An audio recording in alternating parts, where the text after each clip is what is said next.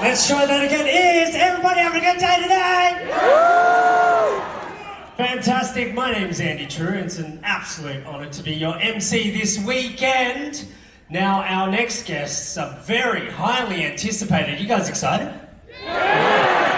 Well, they've got millions of followers and fans all across the internet. They've got a long history of creating amazing YouTube videos, from anime hot takes to tours in weird bars in Japan. They've got this whole niche completely covered. Ladies and gentlemen, without further ado, please welcome the amazing, we've got GeeXPlus and Sydsnap, also Sea-Dog VA, and also the one and only, Trash Taste Joey Anime Man!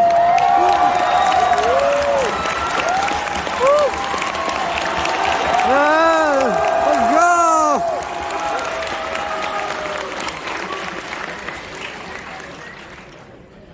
Hi. Hello. Hey, that's us. That's me.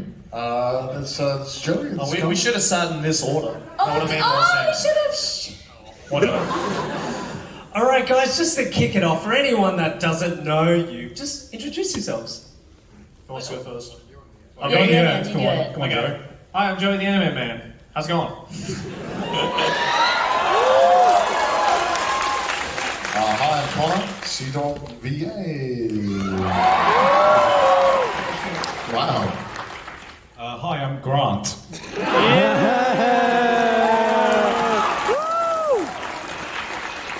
Hi, I'm this guy's wife. Well, welcome back to Aussie soil. So glad to have you guys here, and a massive congratulations to Sydney and Garth for getting married. I mean, in celebration of that, we actually have a surprise for you guys as a whole. Oh. And also for your newfound love for bread, Garth. Please tell me it's like a bread heart. Is it? I'm curious now. What are you going to give me? Well, it is a whole bunch of Aussie snacks. Oh, shit. Okay. Yeah, and some of these snacks will also It's have... berry bread. Let's go.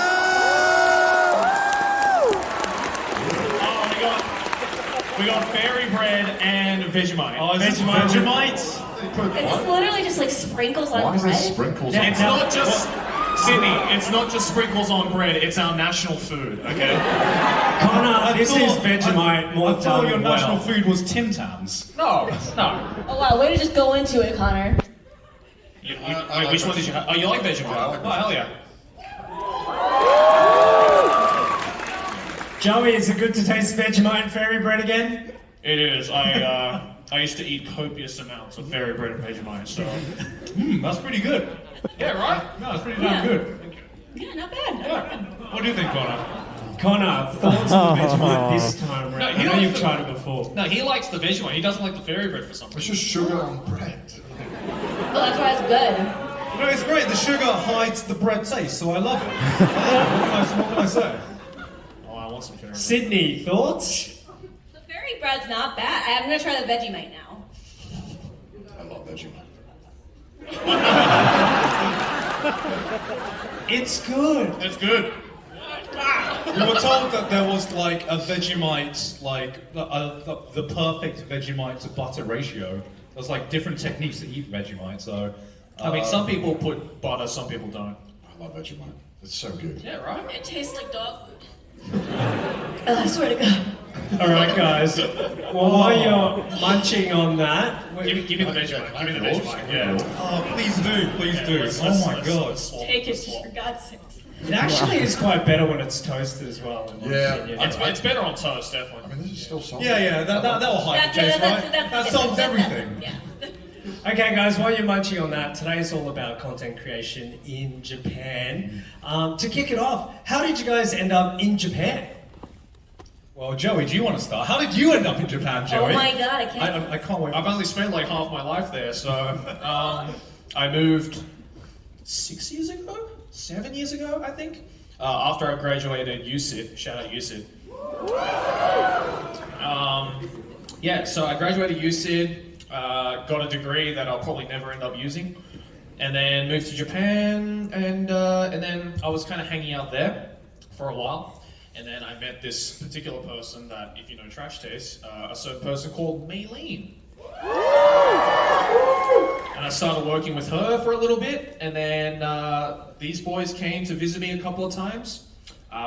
Likewise with Sydney as well. And then one day, Maylene just went up to these three and went, "Hey, what? Do you guys want to live in Japan?"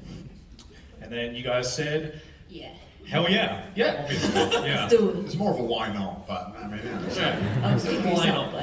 but Right thing. And then so Maylene, kind of gathered all of us together and then started this agency called GeeXPlus, which we're now a part of and is slowly growing. And the rest is history, I guess.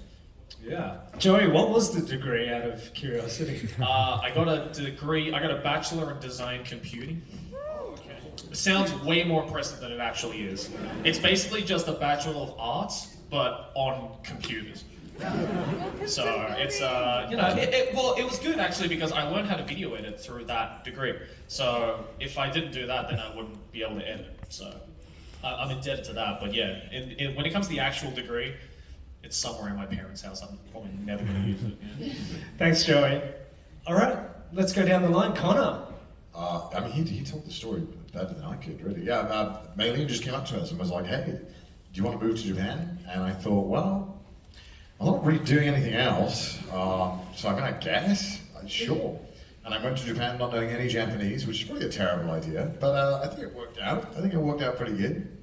What about you? Yeah, I mean, pretty much the same. Joey basically told the story. The only thing I would add to that is, when Maylin pitched us the idea, she made it seem like she was like, "Oh, I've got a great idea. I'm going to look after you guys." What we didn't know was that she just wanted to win a competition to get money so every year Katakawa runs a competition to see who could think up of the best new business idea. So Maylin just wanted the money. She didn't care about us. And luckily, GeeXPlus just grew from there. Yeah, that's pretty much the story. it's literally what they said. I don't know what more to say. They're like a deal package, so. Right on your face. I don't know. Oh, that's cute. In terms of where you guys lived in Japan, Joey, I know you lived in Tokyo for quite a while. Is that the same for most of you, or you guys moved around? Well, actually, when we first moved, Maylin purposely made us all kind of live near where Joey was. And then just kind of like, once all of our leases were up, we're just like, well, they'll just scatter a bit. Just like, I mean, we're all in Tokyo. Well, except... Yeah, but yeah, so like I was already living kind of just outside of Tokyo. So I guess, Maylene thought it was a good idea because, it was their first time moving to Japan, right? And, so that I could be there or, like other people could be there to kind of help out just in case. Because when you move to Japan, you got to do a crap load of paperwork.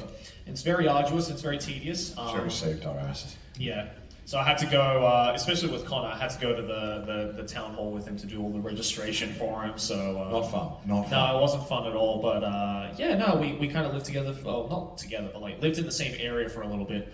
And then we all, after a while, because we had all kind of taken our time to discover Tokyo and different areas that we all individually like to live in.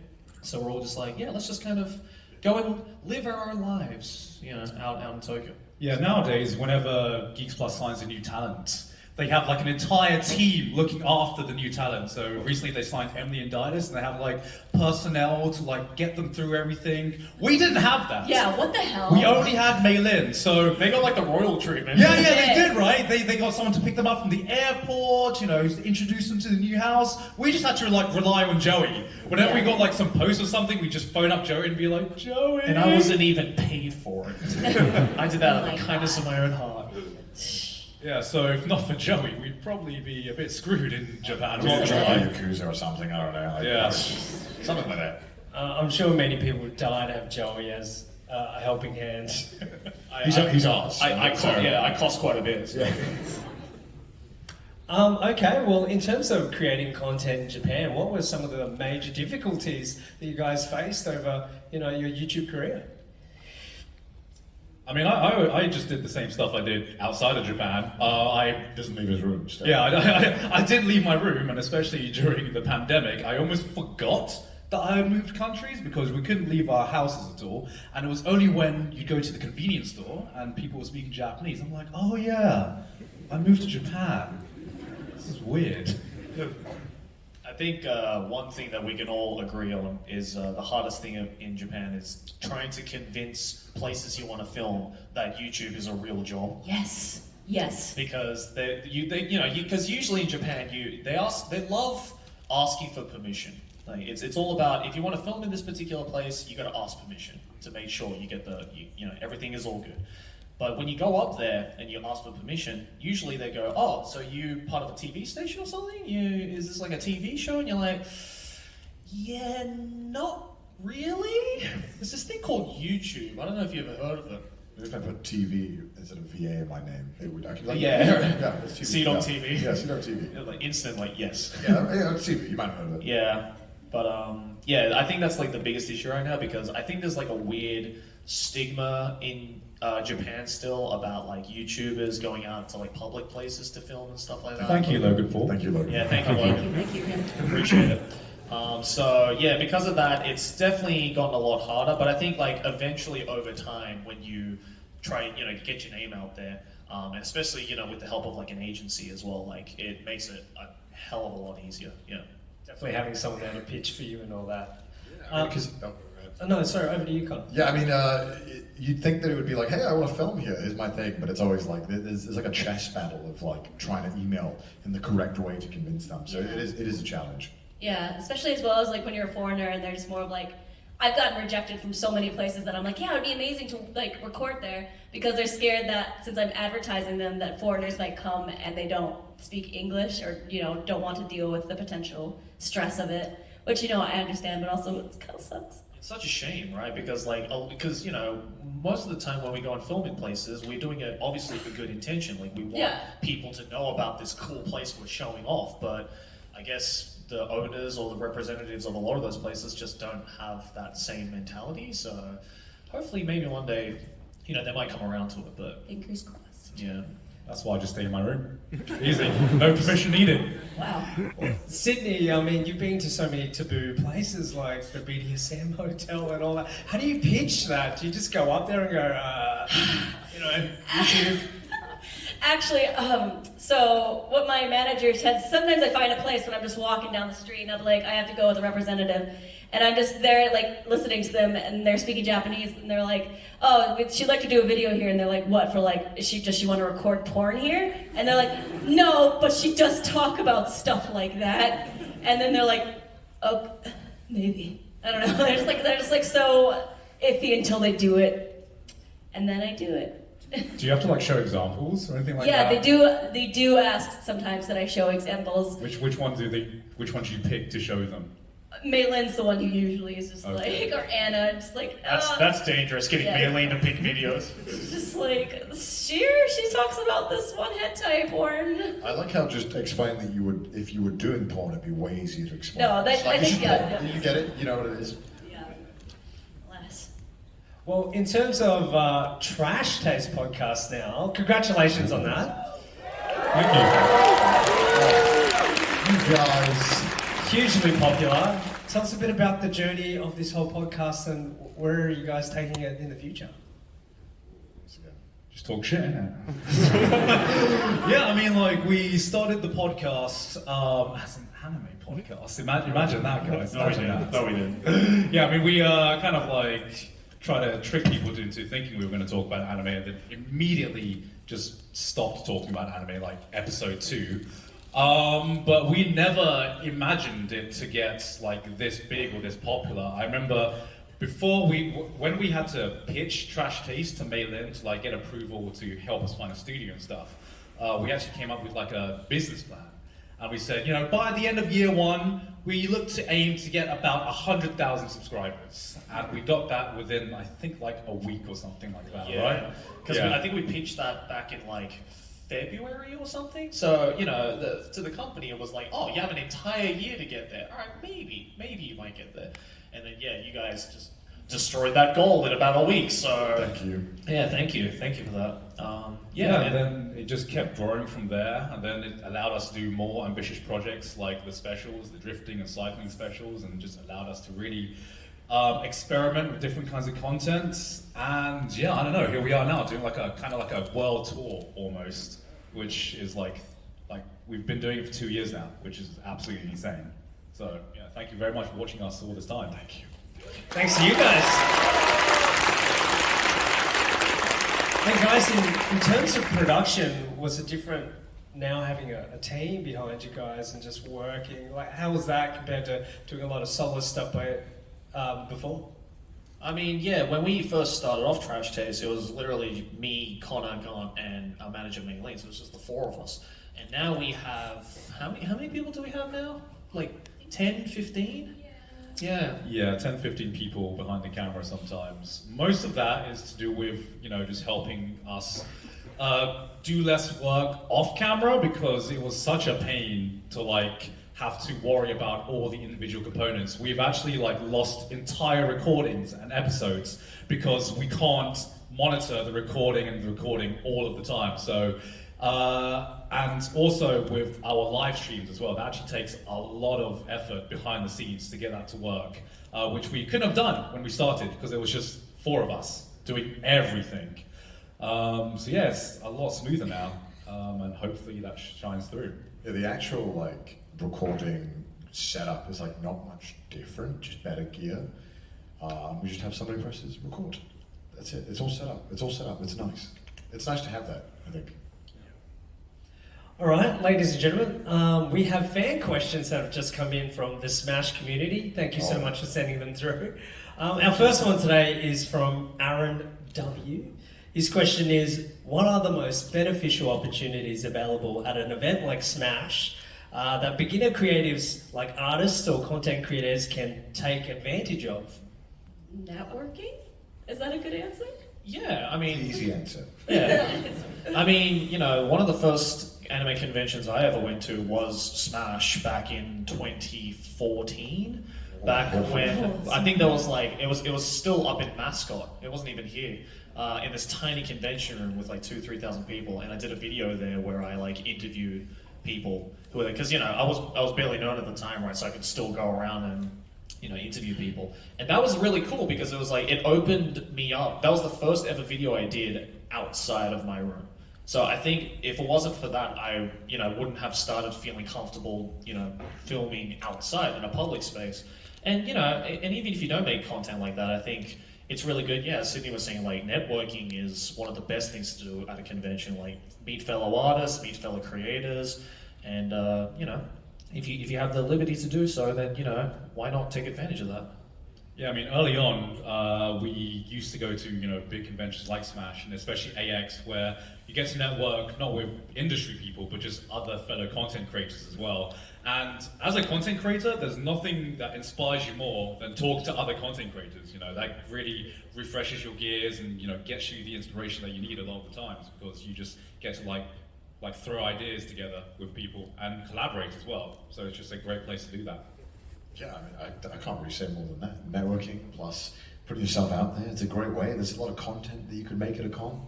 Everyone's a fan of anime, so it's great to have a place where you can kind of just let loose and know that everyone's part of the same thing, and just knowing that you have a collective kind of appreciation for this medium that a lot of people don't. So it's good to get to come here and just meet like-minded individuals. Yeah. Are you guys able to actually walk the floors when you're on, in conventions like this? I know you're in Miami, etc. I mean, can you? Not really anymore. Not anymore, unfortunately. We tried to do it at Anime Expo once, and that didn't really go very well. Yeah, so I actually just walked the floor earlier today, which was very, very nice. It was awesome, but it feels weird needing security now because we're just too popular, guys. Sorry, what can I say? I mean, it felt super, super bad at Anime Expo, because that's they don't cap their tickets as much as you do here in Smash, right? So it's almost impossible to walk the floor even without security. And we tried it, we attempted it one day, and we had a whole fucking posse of security just escorting us to like the stores that we wanted to go. And I felt so bad having like security run up in front of us, fucking just like smacking children out of the way. Like, make way, it is the trash taste boys, out of the way peasants.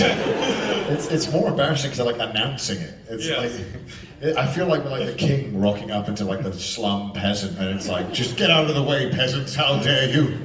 How dare you be in the way? Yeah, because like as a British guy, there's nothing that grinds my gear more than if someone affects my pace of walking, And like having to walk through the convention and just seeing people walk and just the security being like, stop.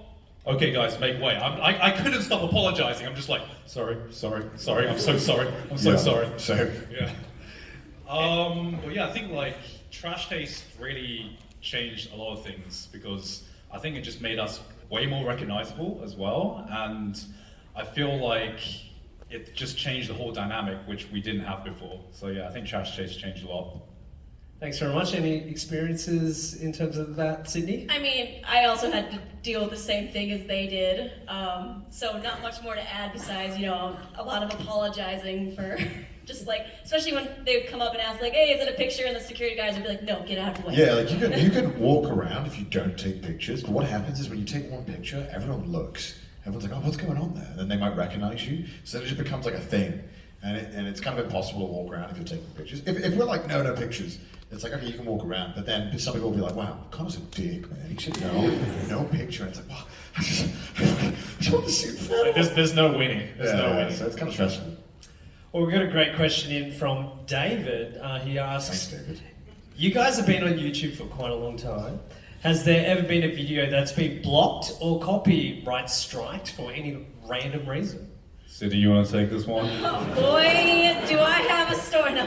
No, I mean, a lot of my videos get age restricted, for good reason. What a shocker. And, I know, you wouldn't expect, a BDSM hotel. Why did I get age restricted? I don't can't, understand. I really can, to be fair, I didn't show anything that was in, I will fight to the death on this, but nonetheless, copyright strike, sometimes, I did get one thing, but YouTube removed it after I kind of made a little fuss because it didn't make sense.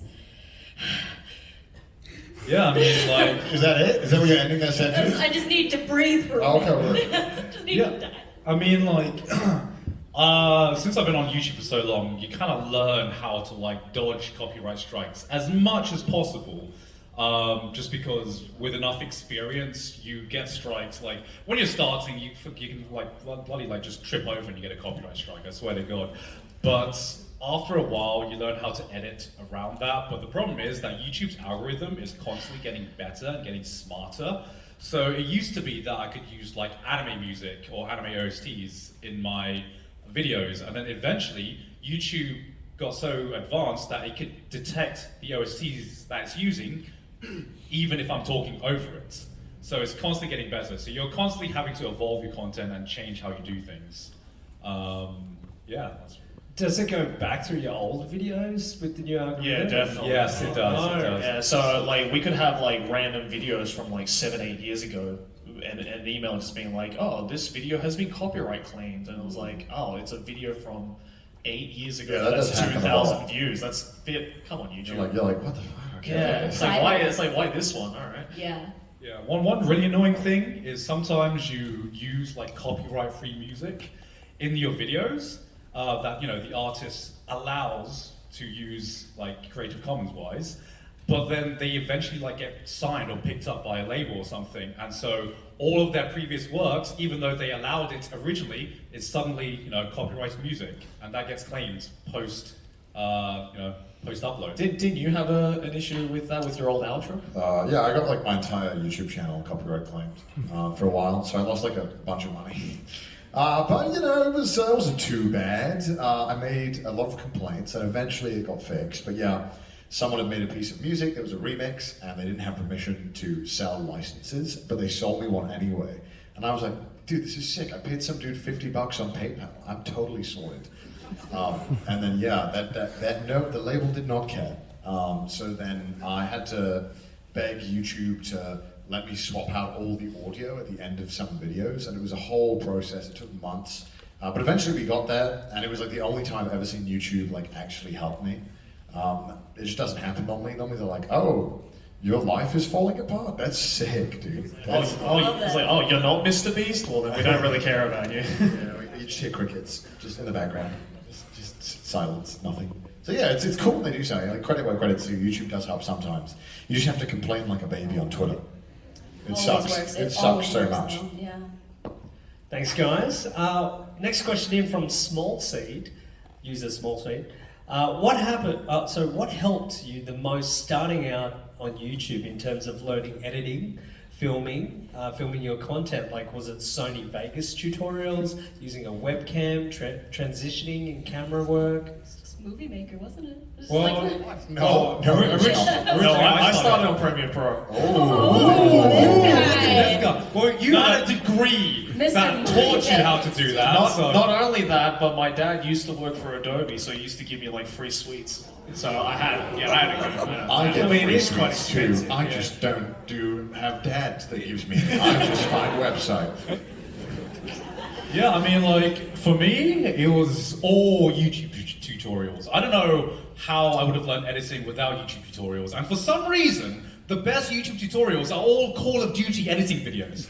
I don't know why, especially when it's like Sony Vegas, it's always like this crappy, like, COD music video, like the headshot montages and stuff. It's when they open the notepad and they start typing. Hello, I will teach you how to use Sony Vegas today. It's like, sorry, my mic is not available. Oh yeah, there'll be some guys like, Okay, here's where we put the blunt on Snoop Dogg in the video, and you just kind of rotate it. And like, what I don't understand is that they'd be teaching you how to edit via Sony Vegas, and they'd like screen record using like unregistered hypercam 2 that you'd always see in the corner. I'm like, you couldn't afford like screen recording software or something. So yeah, it's mostly just YouTube tutorials and trial and error, which is a big factor, you know. Yeah, a bit like experimenting with your content, experimenting with your editing style. Like, you don't have to like come out the gate having the most like extravagant setup or, you know, camera or equipment or even editing style or anything. It's like, you know, I started on an iPhone 3, you know, and no microphone or anything, and, you know, bare minimum editing.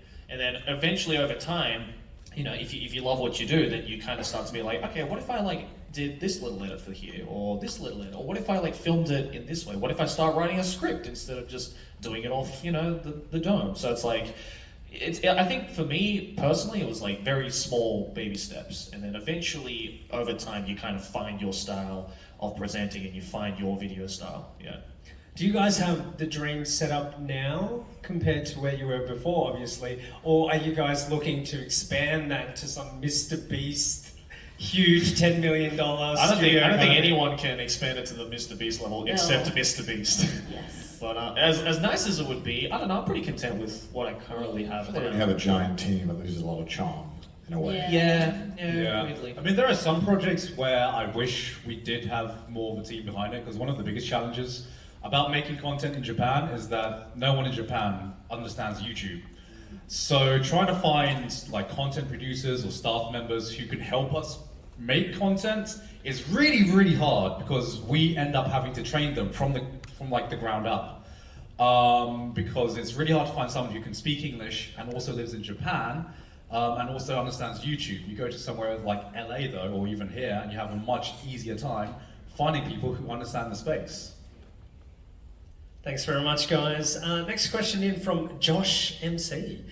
How has the job of being a YouTuber and content creator changed your outlook on life, for example? Changed what you wanted to do for a living or your values? If that's not a loaded question, Jesus. These are You all the money, yes. Oh, I want more. Everything in life could be content. Yeah. What's in your life aren't you monetizing? Baby birth content. Yeah, I honestly, I don't even know what it is.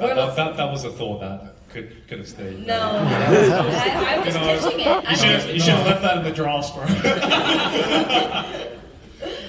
It's hard not to, you know, it is as hard as the job can be at times, and I say that with big air quotes. It's an amazing job. Like, it's like the best job. We get like paid to just have fun and make cool stuff, and I mean, there's a reason why a lot of kids nowadays want to be YouTubers, because it is a great job, and no matter how much people complain, it's awesome. We're like very fortunate. I literally get paid to get drunk in bars with like Yeah, women. that's a special case. Please just tell me how my job is not like the best job in the world. I'm asking.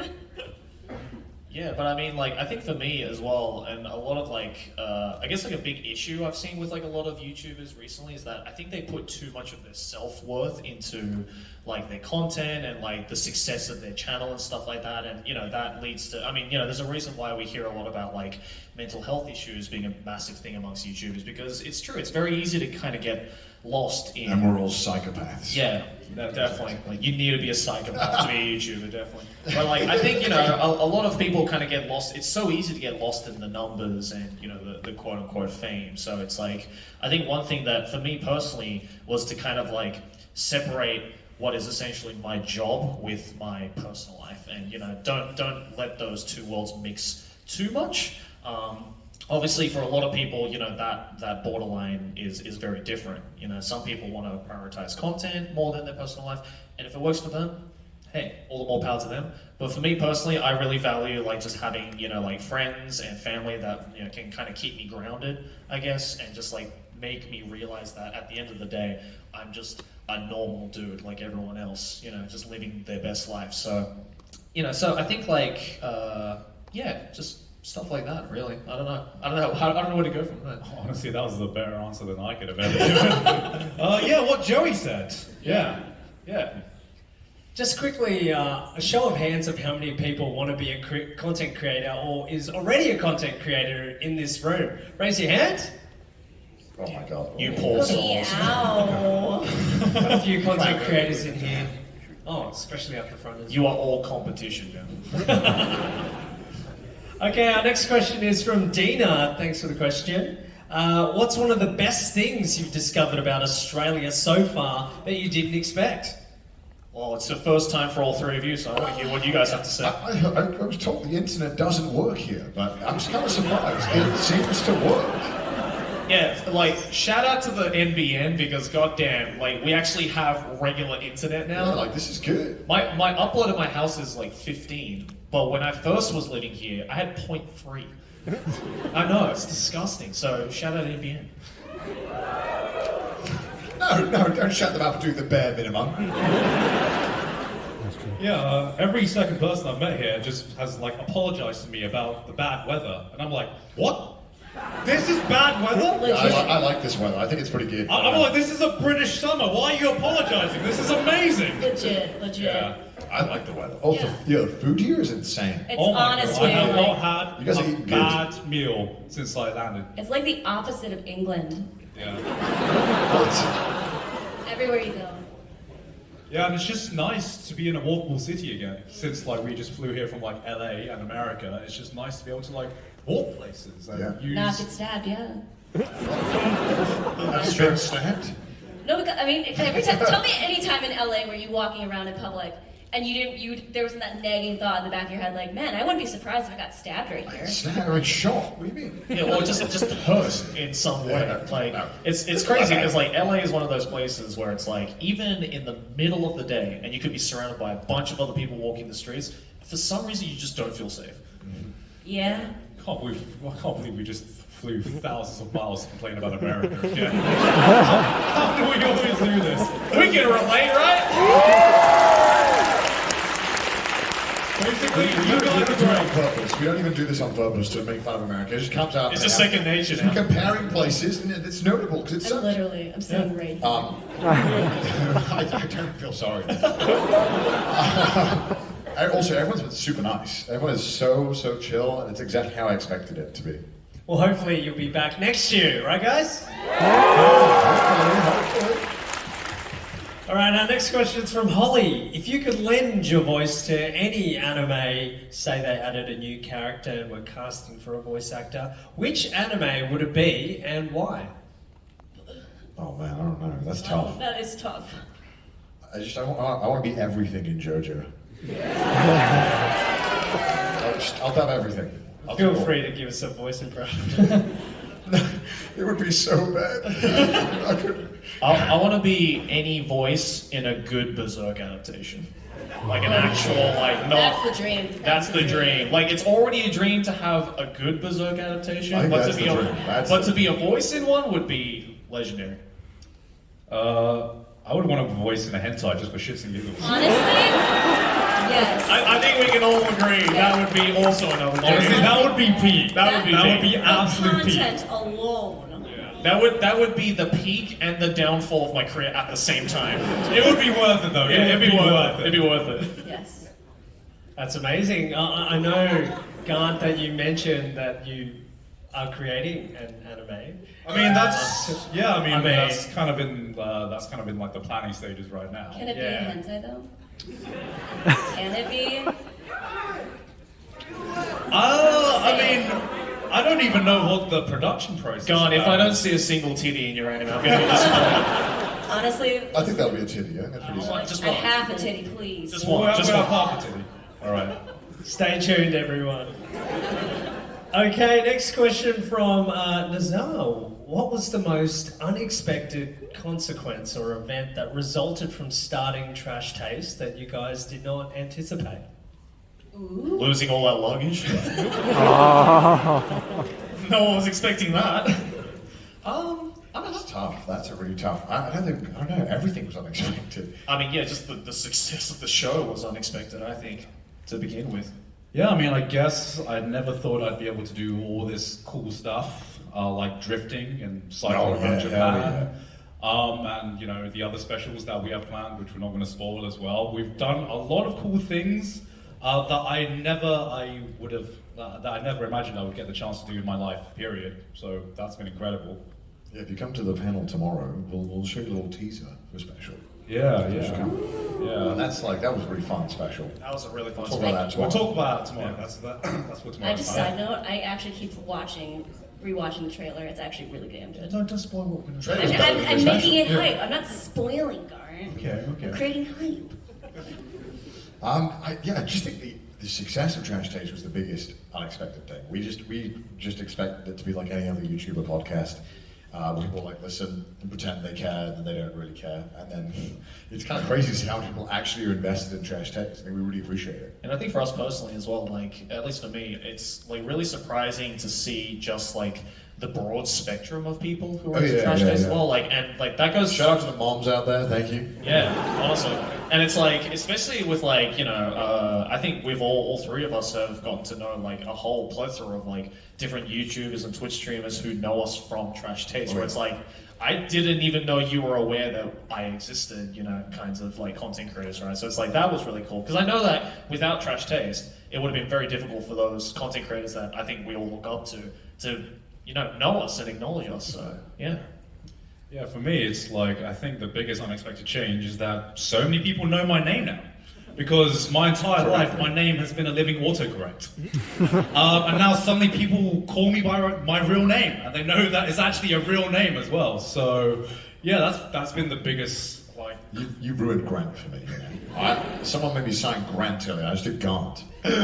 Yeah, Sorry. that is the final goal. Joey, did you want to expand on how you lost all your luggage? Our luggage. Yeah, Oh, please. their Our luggage. luggage. Yeah. Our luggage. So we flew. So we did a couple of episodes of Trash Taste on the road, and you know, this. I'm sure if you follow the Trash Taste lore, you'll know what's up. But like we basically brought all of our equipment, like cameras and microphones and all this, a lot of expensive equipment on the road so that we could film a couple of episodes while we're in the UK and the US. But as we flew from the UK to the US, the airline screwed up and lost all of our luggage, and we still don't know where it is. And it's a lot of. It's been a month. Yeah, Yeah, it's it's a been a lot of month. equipment. $50,000 just. Yep. Was there hard drives of footage in it? No, luckily okay, not. Luckily not. But like all of the cameras and the microphones and the audio equipment, all gone. Yeah. My So- children, my babies. Yeah. So it's just going to be a pain in the ass to get all of that back. Once we all get back, because otherwise we can't film Trash Taste episodes when we get back. Sorry to hear. Yeah. If anyone knows where it is, or know anyone that knows where it is, tweet Anyone them, works for the please. Irish airline Aer Lingus here, let them know that I'm angry. We appreciate it. All right, next question is from Theo. Was there a difference, if any, in the content that you made before COVID and after COVID, and what did you learn from that? I used to make content on anime. And now I don't. What did you learn from that? I learned that people still like me even though I don't talk about anime, which is reassuring for me. Because, I mean, with someone with the username of mine, I did feel like I kind of screwed myself with that and kind of, put myself into a pigeonhole of just anime content. So, but as much as I, still love anime and still, watch it and read it and all that, even though I don't make videos on it, I also have other things that I like and other passions that I want to make videos on and be creative with. So it was very scary to, be like, maybe I should cut back on the anime content, but then maybe I might lose a lot of subscribers. Thank God I didn't, and you guys still like my stuff, so thanks for that. But yeah, that was definitely very scary. Sorry, I'm next in line, right? Actually. Go on, sorry. Yeah, just streamed. I guess that's. I've been streaming a bunch, and I think that was mainly because of the pandemic, and that's kind of like my thing that I enjoy doing most in terms of my own channels and stuff. I just really love it. I really love Twitch chat. I really love. Can we get a pog, please? But imagine that, where you can do it for more people. Literally can't It's escape. awesome. It feels powerful. I love it. You guys do anything. I love it. Can we get a woo for crime? Do we love committing crimes? Hell yes. See, this is great. This is so. Shout out to all the criminals.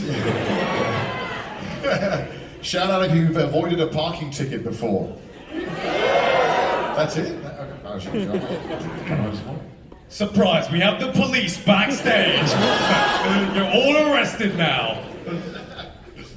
Yeah, I mean, I guess for me, I think the biggest thing is just, trusting in myself as a personality as opposed to just doing scripted content. We believed in you.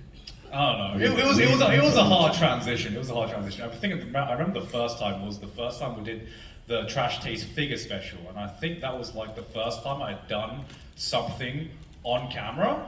And I remember I was so nervous and so awkward.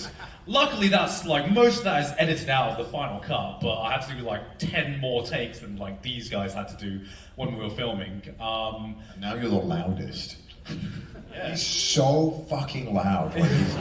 You can hear him. It doesn't matter how far away in the stories, you'll hear, "What's up, guys? It's gone." With the LEA insurance. He's good though. He's good. Someone's got to get excited for the Fate figures because these guys are. Come on. Anyone cosplaying Fate here? Yeah, that's what I thought.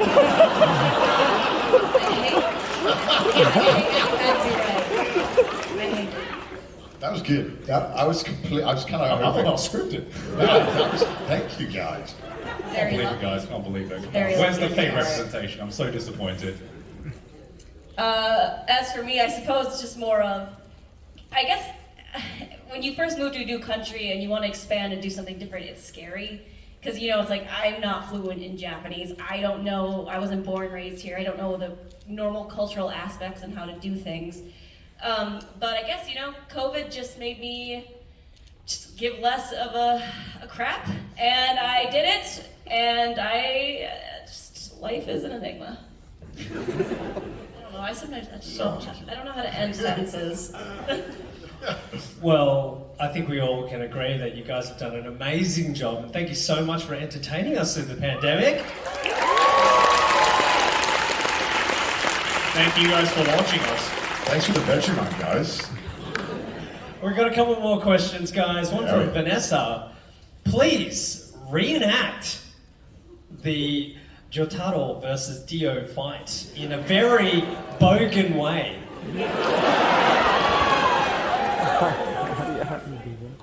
did you even do that? How? I'm trying to remember what they even say. There's only like 2 people. How would this be? Yeah. Sydney, do you want to kick it off, Sydney? I never watched JoJo.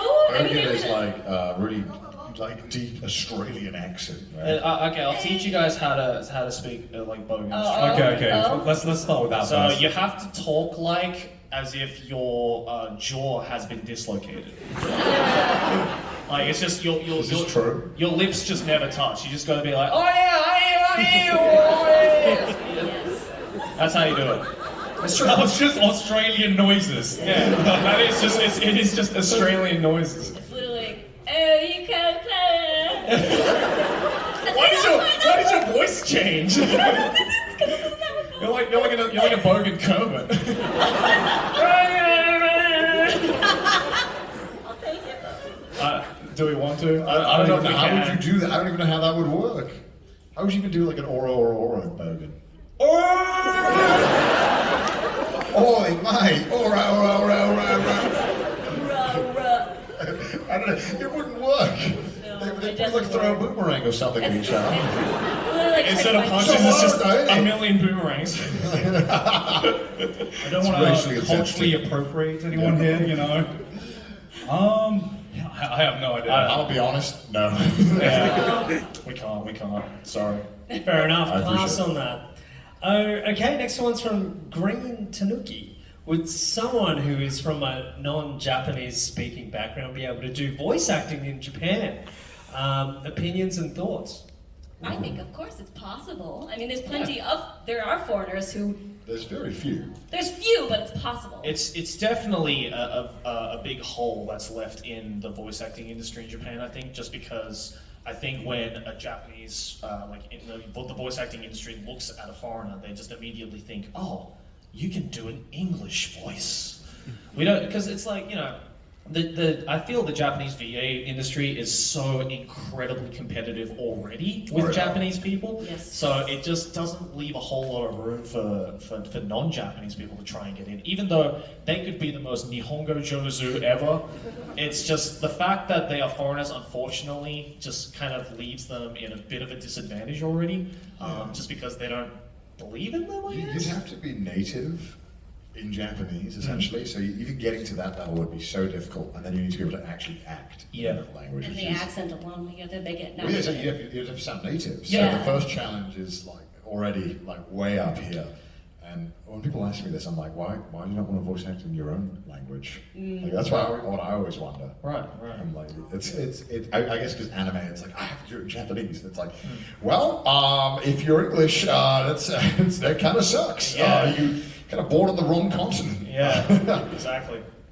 Yeah, I mean, I think that you'd have to spend like years and years already living in Japan and, you know, making contacts to begin with. So it's not like something that you can just move to Japan and want to be a voice actor. But, you know, having said that, I think that there are more and more foreign people working in the anime industry like nowadays. yeah. I mean, like, you couldn't imagine, like, years ago, anyone who lived abroad working on anime projects, and we have, like, Kevin Penkin here today, you know, who is a composer from Australia who's done music for anime, which was, like, unthinkable. Can we get a woot woot for Kevin real quick? Yeah. Can we get a woot woot for tax fraud? How did I get the bigger loot? Shout out if you don't pay your taxes. Yeah.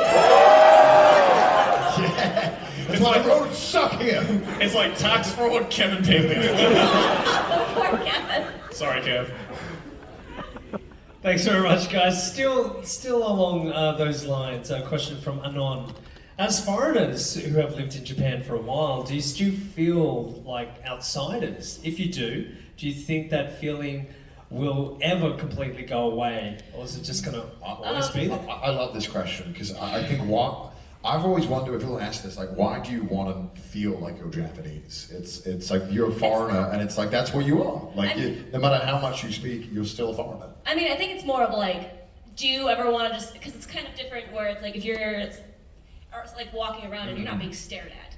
You know, it's like I can't walk outside without makeup or wearing like light clothes because I know anywhere I go, even if it's close to my house, blonde hair, blue eyes, I'm going to be stared at. Yeah. And it's more of like, that's never going to change. I and like there's nothing being wrong with that, of course, but it's also kind of like, you know, sometimes I do just kind of want to go outside and not wear makeup and not feel like, oh my god, people are looking at me, you know?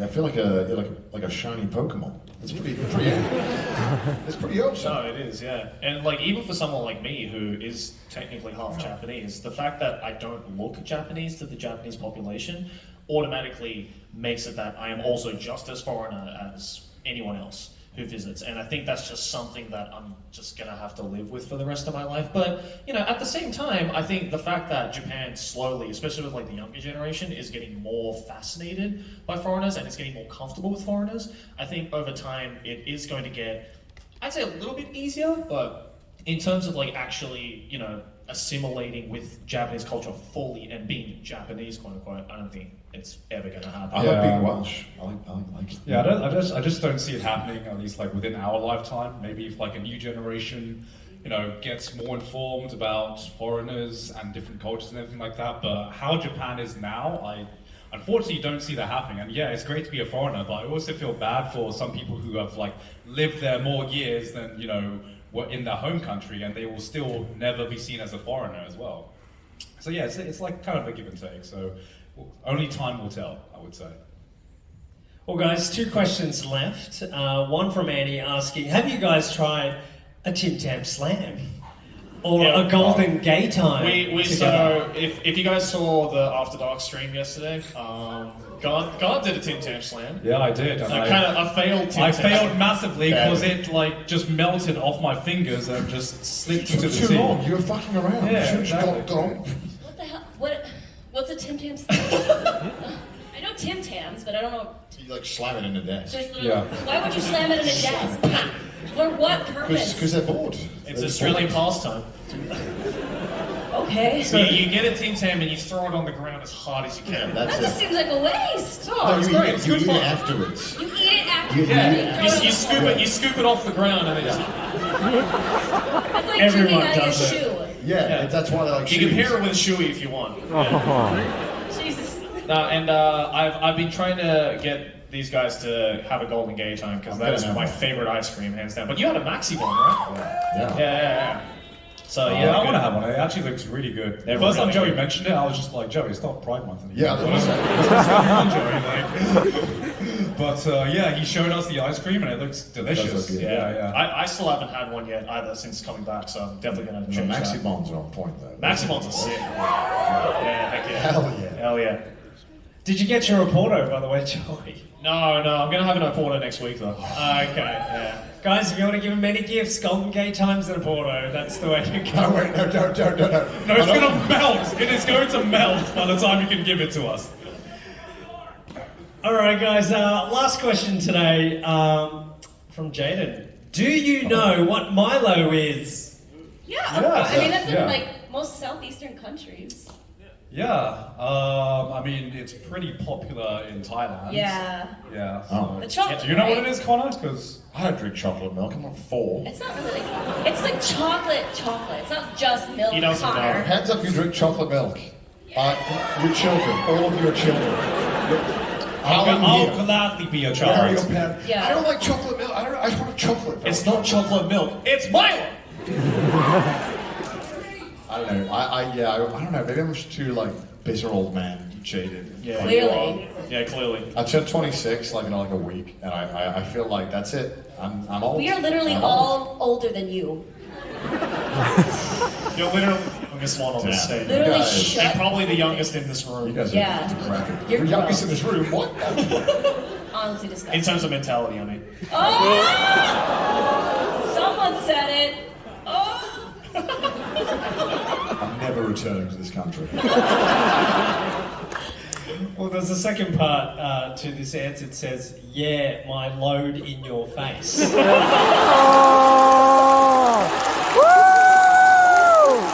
Let's go!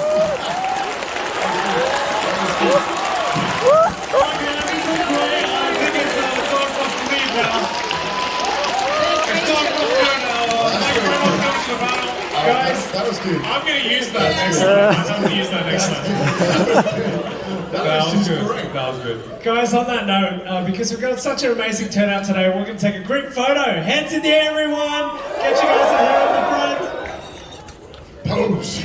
Pose for us. I'm so glad we caught this live.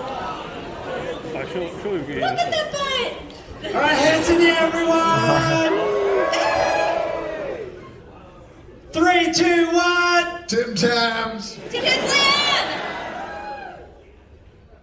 Okay, ladies and gentlemen, please put your hands together for the amazing Sydney Thank you very much. See you guys Make some tomorrow. noise.